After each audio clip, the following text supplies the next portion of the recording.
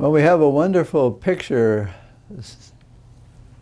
gospel today. It's set up a little bit by Jeremiah, who experiences his call, and he hears that God is going to be with him and protect him, and so don't be afraid, which is nice to hear, hard to trust at times.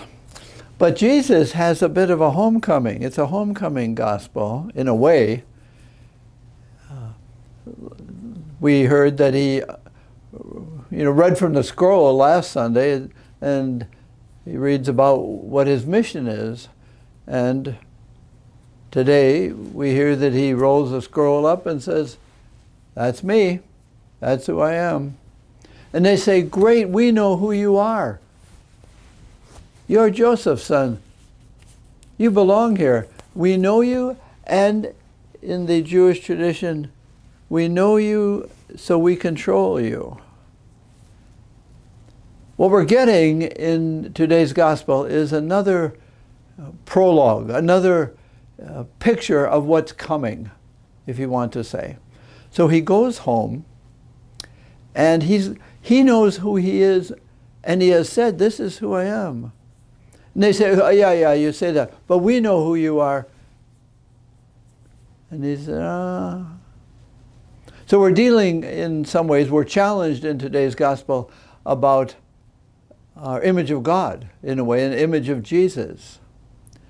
Because Jesus is revealing a new way of God's relating with people, not our relating with God. That's a big distinction.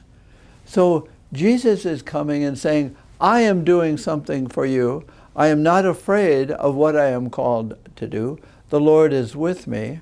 And I am going to, because I'm a prophet doesn't tell the future as much as tells the present. And I have come to not only let you know your present, but to accompany you in your present."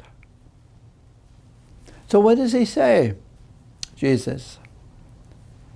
"I am who I am in your presence. I'm going to continue." They say, "Good. Do here what you have done elsewhere in the bigger cities, in Capernaum.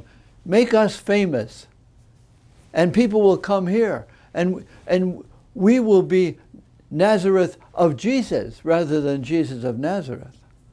And Jesus of Nazareth is not totally for Nazareth. He is for an expanding world. And he is going to meet persons and tell them, in a way, who they are, no matter what their definition of themselves is. So he comes to us saying, whatever you define yourself, am I included in your definition of who you are? That's a real prophetic statement. Let me tell you how things are right now, who you are, and what you are to do.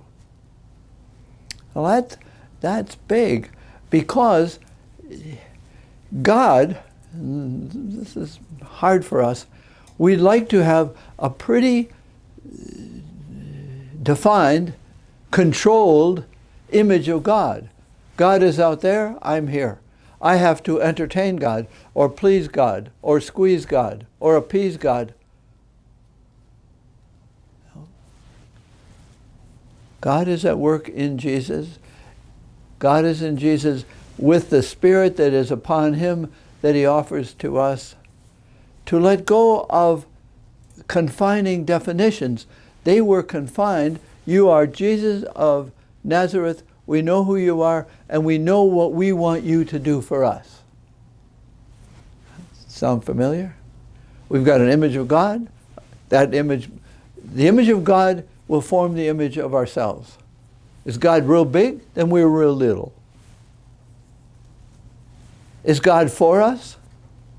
Or is God at a distance, not against us, but objectifying us? God does not objectify. God relates with us personally, person to person. And that's what Jesus is saying. Now, the people of Nazareth don't like that he tells them about how God has been good to people who are not of Israel. Nahum and the widow from other countries, and God was good to them and not good to Israel. Remember that with the prophet Elisha and Elijah. So he reverts to their scriptures. They know their history.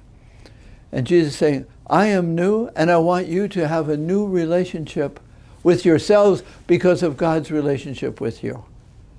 So they want to destroy the prophet, which is our human way. Let's destroy the prophets.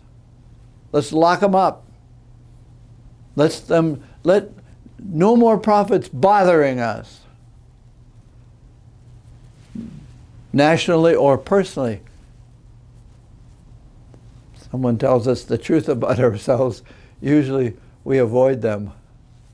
We like the truth about which we're most comfortable about ourselves, defined by ourselves.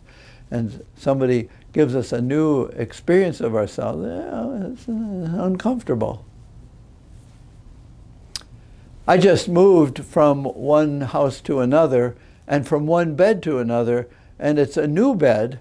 And somebody in occupational therapy here at the university told me it takes 2 weeks to get used to a new bed. And that's true. I have not been sleeping as well on that new bed. We are called to a new definition of ourselves that might be uncomfortable. And Jesus does not let them destroy him, but he slips away because he has other people to deal with. And in Luke's gospel, Jesus deals not just with the Jews, but is for all, including you and me. So we're dealing with a God in Luke's gospel and in our lives that is mysterious, not confined to easy definitions. So the God of mystery asks us to live our lives of mystery, finding out who I am by living, choosing, praying, and not being defined by, oh, you are so-and-so. No, I'm not so-and-so. I'm a who and who. Learning who, receiving who, and living the who in mystery.